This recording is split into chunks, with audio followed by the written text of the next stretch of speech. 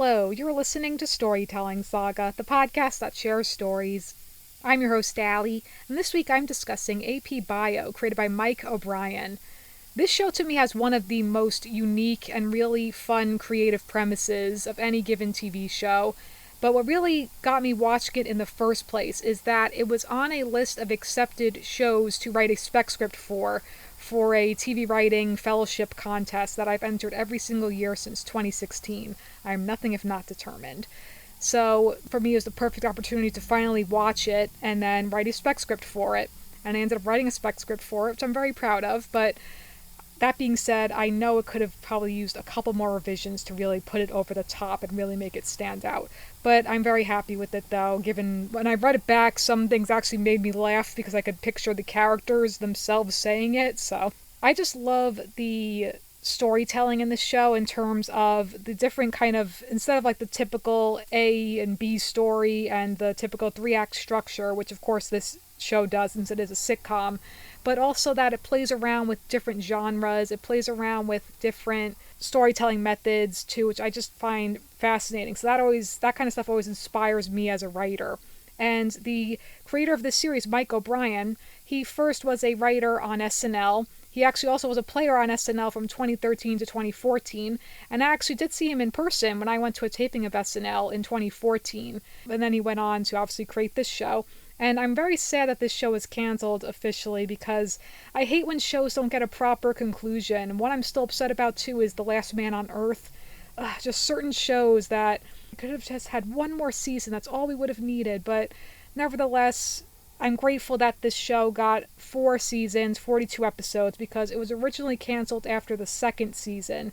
And then NBC decided to move it to their streaming service Peacock, where it got an additional 2 seasons. So at least it had still a solid run, and I just think it's going to be one of those shows that people are going to be like, oh yeah, remember AP Bio? That was a great show. And, it's just very unfortunate. And I know for a fact Glenn Howerton has said that he's very proud of this show, as he should be. It's a fantastic show. So props to everyone who's worked on it, the actors, the writers, directors, producers, everyone. So I always say that, I gotta just kind of give love to everyone who works on these wonderful shows. So I'd love to be a part of a show like this someday too. And what's cool is that Mike O'Brien said, I read in an article that part of the writing process for this show, at least for what I read for season 4, which turns out to be the final season, that what they would do is he would have the writers go off and write sketches about the characters, just random sketches, and then they would see what they can pull and create storylines out of. So I think that's a really cool, fun way of doing it, and again, it makes sense having that sketch comedy background that he has with SNL. And I love the premise of this show so much, where Jack Griffin is a scorned ex-Harvard professor, now teaching AP biology in his hometown of Toledo, Ohio, living in his dead mom's apartment. And the catch is, though, that he is not teaching the students AP Bio whatsoever. He explains this all in the first episode when he crashes into the school. He walks in, it's like, my name is Jack Griffin, and I don't want to be here. He's in that whole spiel, drawing stick figures on the board, and it's just, so ridiculous. And then, obviously, the students are not happy about it. So it's just the catch is that as long as they don't say anything, that he'll give them all an A. And then he realizes that he can use them to his advantage. Use these honor students, these high-achieving students, to his disposal to, in the first season anyway, to get back at his academic rival, Miles Leonard. And so what's funny is that after season 1, Miles Leonard isn't brought up whatsoever, because then moving forward, by season 2, it's all about Jack then wanting to publish a book, and so learn about the people of Ohio, what makes them happy. So publishing a book about happiness, more or less, because him being an ex-Harvard professor, he used to teach philosophy, so that's part of his character and how he tries to explain things in that sense. And so he also makes it clear, this isn't gonna be one of those things where you secretly teach me, and he claims that he's not gonna, he's just very adamant about, you're not going to learn a damn thing about biology in this class.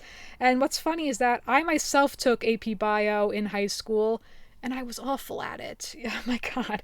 I mean, I was good enough in science to get into AP Bio, but then being in AP Bio itself, I like, oh my God. And I was always a good student. So for me, that was hard to like be struggling in the class. And I always would try my best and I still would just kind of be barely passing.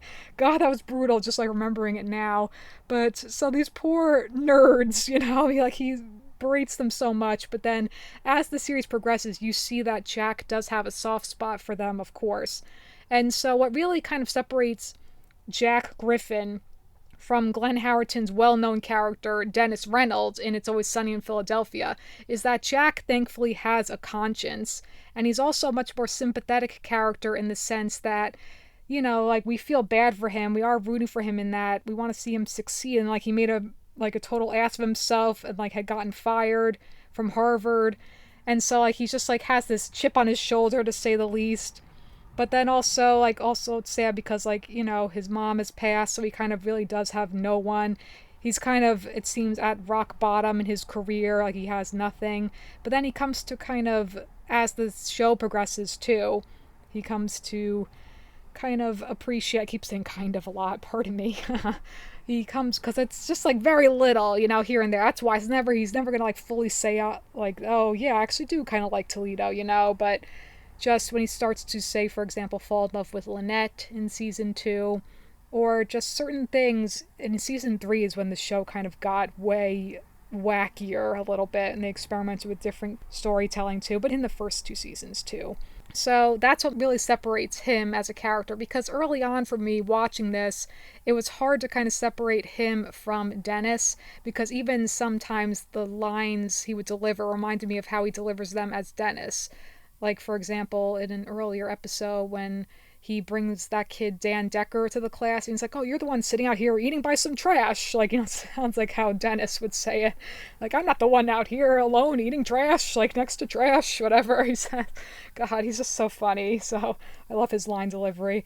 So then what's great with Jack is that you have him versus the students, more or less, and then him versus the faculty. So of course you got Principal Durbin, played by Patton Oswalt, who's just fantastic in every single thing he's in. He's so funny, Patton Oswalt.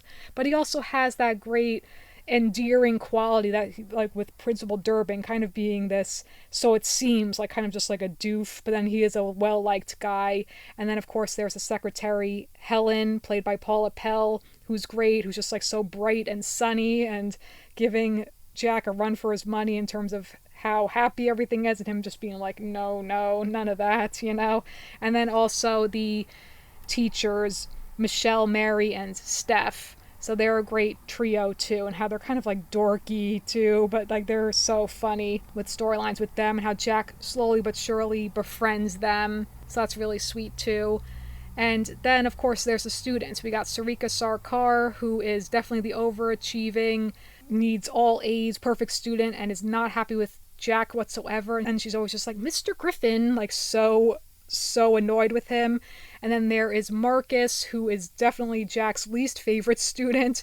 And it's so funny because with each of the students, they kind of have their own rapport with Jack and their own bit, more or less. So with Marcus, it's always that he sees right through Jack's BS, like saying stuff like, oh, it sounds like you're insecure about this, or you're taking it out on whatever. Like he's always just knows exactly. So of course Jack's gonna be pissed off about that. So that's too funny. And then there's Anthony, a sassy student who also kind of puts Jack in his place at times, but he seems to be more tolerant of Jack. Same with Marissa, another one who's like another student who's just kind of like sees through Jack's BS too at times, but then also kind of sides with him too. So it's interesting when you have that dynamic. It's like where they secretly kind of respect him, but also just put him in his place. So I think that's fantastic too. Then there's also later on Eduardo, who's just another like really geeky kid, but also a sweet kid. And then there is his name Vincent, I think? Oh goodness. Sometimes I blank on the names.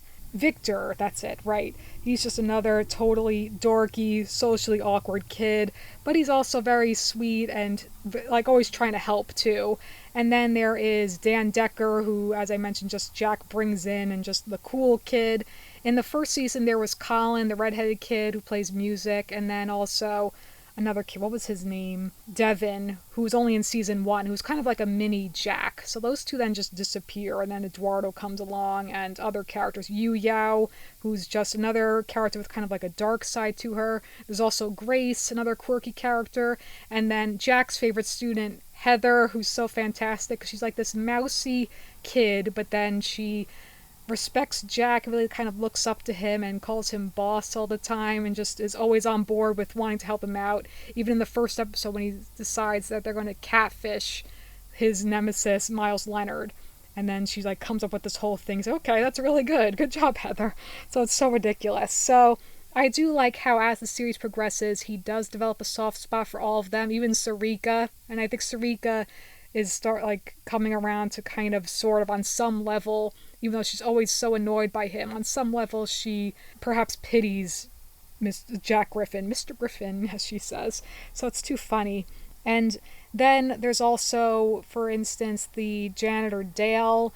There's the teacher Dave, who just always gets crapped on, basically. Like, no one likes him, the poor guy Dave.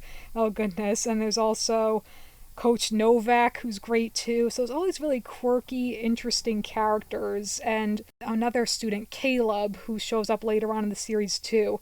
And his whole bit is that he always like says vulnerable stuff, and then everyone just ignores him. And he's like, can anyone just acknowledge me? What I said was just really vulnerable. So the poor kid, my goodness.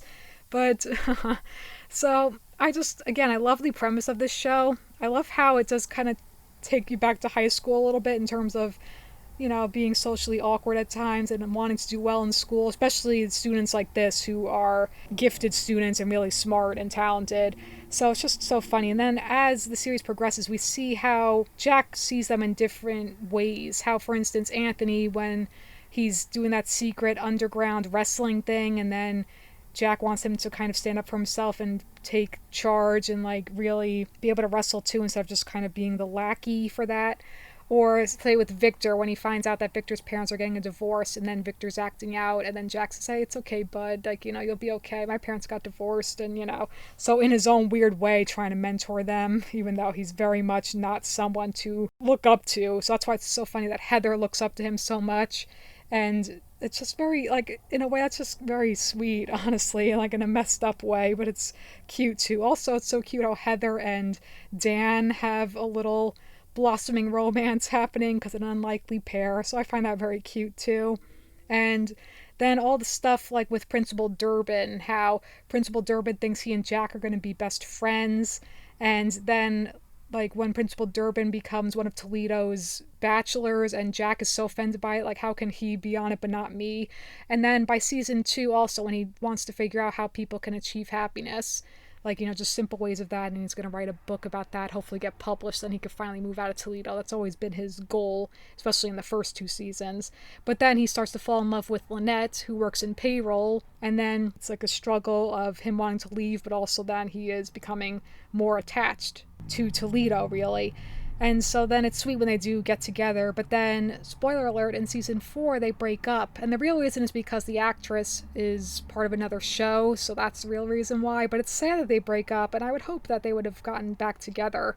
And I think most likely this show would have ended with the students graduating and something with Jack. Maybe he'd have to decide if he's gonna finally go back to Harvard or if he's gonna like stay here, and I think he would have decided to stay here. Or who knows, maybe it would have been like so-called emotional buildup, and then he'd be like, nah, screw this, I'm leaving. But who knows, you know, I would have liked to think he would have grown and decided to stay then, you know, because then of course it's about realizing that it's not so bad here at all.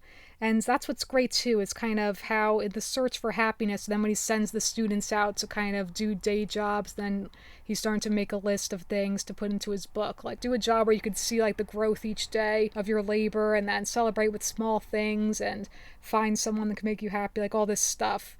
So then to me it becomes about seeing the extraordinary in the ordinary, like how that episode ends with him holding up a french fry saying, oh, what is this? It's delicious. Is it like aioli? And then I think it's Mary who says, I think it's just mayonnaise. And he's like, oh, liquid gold. Just certain things like that. So I find that really, really sweet, honestly.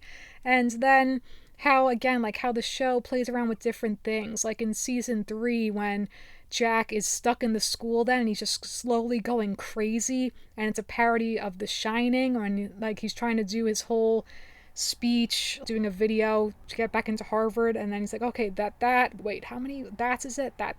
Like, he's just going absolutely insane. And then his subconscious, like when he sees the kids and like they're dissecting him, it's like, oh, it seems like you don't really want to leave. Like, you're kind of, like, it's like interesting. And the students again just cut right through the BS, even his own subconscious. And so then, like, even in season 4, when playing around with different things, for instance, with Victor, and that episode with, like, the episode, like, when it's like a cult, that one's so bizarre and interesting. Victor, I think, was a highlight in the final season, and, like, he's so funny. Like, Victor's one of my favorites. I love Heather, too. I love Sarika, because I can kind of relate to her, in terms of, like, she wants to also be fun, even though she's so, like, strict, like, and so serious about her grades and everything. But so in season 4, when they do a whole parody of 90s rom-coms, and it's like Victor and then the girl who's there all along who secretly has a thing for him, like stuff like that. And one of my favorite episodes is the season 3 finale, which wasn't meant to be the season 3 finale because the season was cut short due to COVID when they had to shut down production. So it ended up being the season 3 finale, though, the Katie Holmes Day episode. I didn't know Katie Holmes is in fact from Toledo, Ohio, so there you go. But then it's a whole play on as if it's Christmas Day for them, and like all their wishes are going to come true and all that. And of course, Jack doesn't want to have anything to do with it, and he teams up with Marissa in that episode to put a stop to Katie Holmes Day. So it becomes one of those How the Grinch Stole Christmas type episodes, and it's just so ridiculous. And then he just says how, oh yeah, I wish I could spend 5 more minutes with my mom. Can she grant that? And then somehow magically he's able to spend 5 more minutes with his mom when he sees an old video of her that's returned to him. So I do really like the emotional moments as well in this show. And then at the end of that episode, when everyone's like kissing each other on the forehead as part of the tradition with Katie Holmes Day, and then he gives a kiss on the forehead to Lynette, and then they kiss. So again, that's very sweet too, just really cute. So like, just with Jack coming off as like he's so above all of this, when really he's like not any better than anyone else, of course.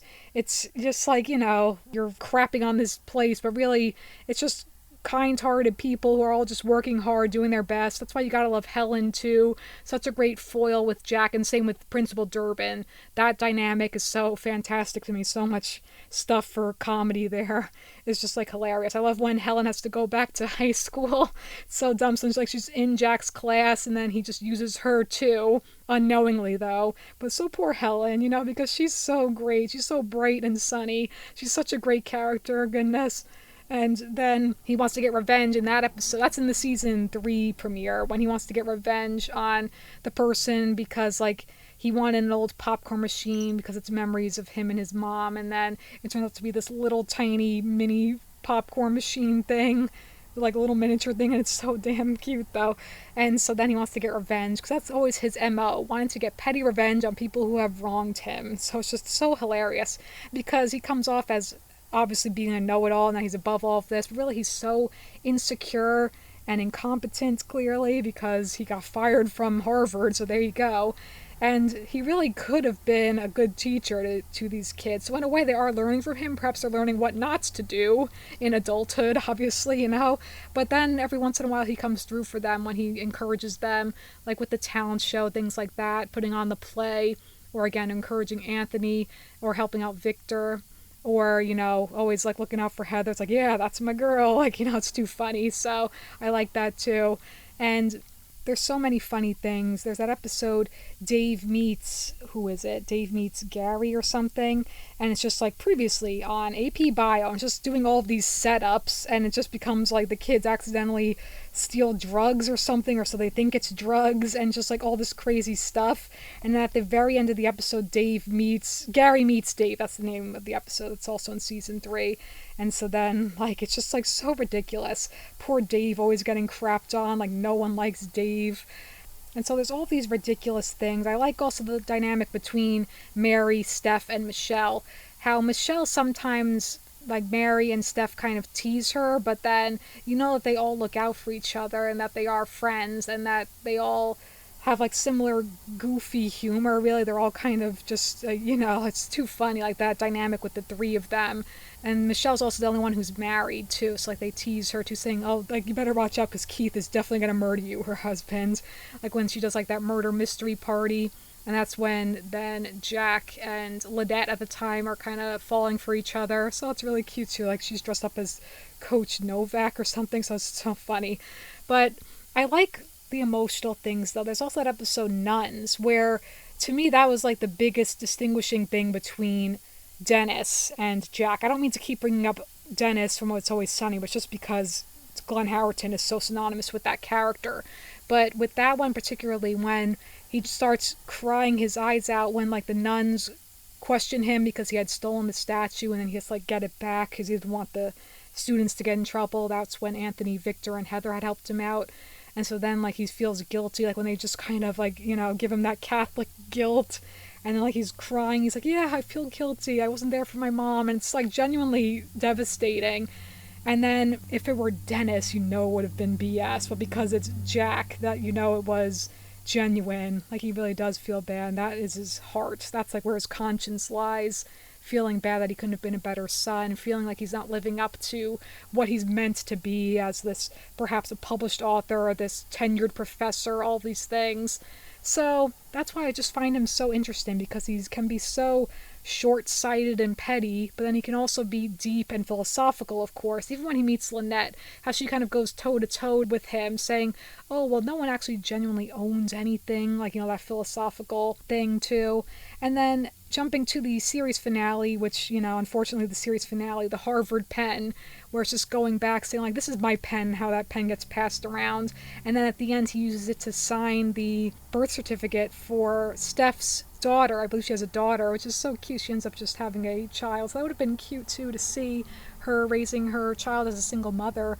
But everyone's just so hilarious on this show. Like everyone kind of gets a bizarre, hilarious line or two. It's so great, especially with the students and Jack too.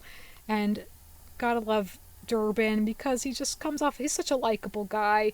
There's that one though when he goes over the top with like thinking like his 15 minutes of fame basically with that bunny thing that he does. It's just the poor Durbin, my goodness. And there are certain recurring things that I love that are most prominent in season 1 in particular. Throughout the season, when Jack walks into the classroom and tells the students to begin to shut up, like, all right, everybody start to shut up, when of course they already are quiet. So that's just so hilarious and dumb. All right, everyone shut up. Shut up. Shut up. Shut your mouths. Shut up. Shut your mouths. Shut up. Shut up. Shut up. Go ahead and start to shut up now. All right, everybody. Go ahead and start to shut your mouths. Begin to shut up. All right, everybody, start to shut up. Start to shut up. Shut up immediately. All right, all right. Everyone start to shut up. Shut up.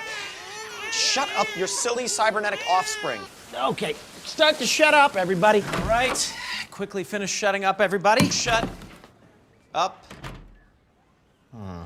And also how he walks in and always like tosses his apple toward the trash can and always misses it. And then it's fantastic then, like that's just a little through line for his character arc in season 1 in particular.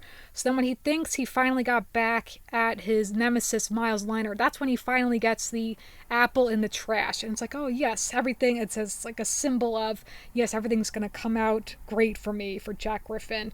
And then of course then he feels bad for tricking Miles because again, he has a conscience. Deep down he's a good person, and deep down he is insecure. He's just like seeking validation, of course. So it's just so funny how I just love things like that, like kind of just visual moments that show character growth. And so it's just really great writing on this show, great quirky characters, and so funny. And at the end of it, for me, I was like, I'm rooting for Jack, so that's why, even though he is definitely an anti-hero, of course he has a lot of questionable morality himself. That's what makes him interesting, though, having that crazy over-the-topness, but then also you see that he is kind of pathetic in his own way too. That's why it's so hilarious when Marcus puts him in his place, things like that, and then he can't stand that. And it's just too funny. So it's just a really, really great show, and like so crazy with the humor. And like now I'm just like, oh, I wish there were more episodes, but I'm grateful for what we got. And actually, for my spec script for the show, I really kind of studied the character dynamics, and I broke down the scenes and everything specifically for the season 3 premiere Tiny Problems. I literally went through every scene and kind of created my own outline for it. So I feel like I kind of definitely got a sense for the characters and their, especially Jack with his, like what's really driving him in terms of his character motivations, like just his own insecurities more or less is what's driving him, trying to prove himself.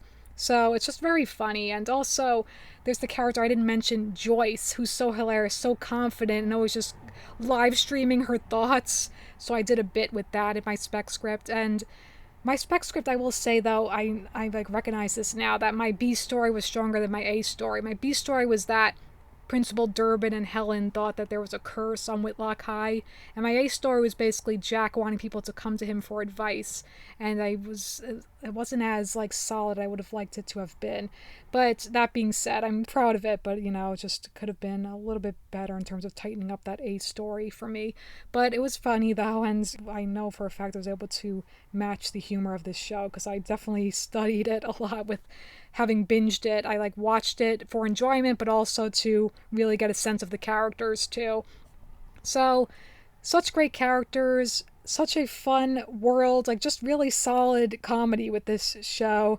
So it's just such a great show. Props to everyone who worked on it. And go Rams! And with that, that is going to conclude this week's episode of Storytelling Saga. Be sure to visit storytellingsaga.com for all places to listen and where to follow on social media. And as always, feel free to send me any questions, comments, or writing prompts by emailing me at storytellingsaga@gmail.com. Next episode, in honor of this beloved long-running children's series airing its final episode on PBS this past February, every day when you're walking down the street, everybody that you meet has an original point of view. I will be discussing Arthur. Until then, thank you for listening, and remember, write what you love.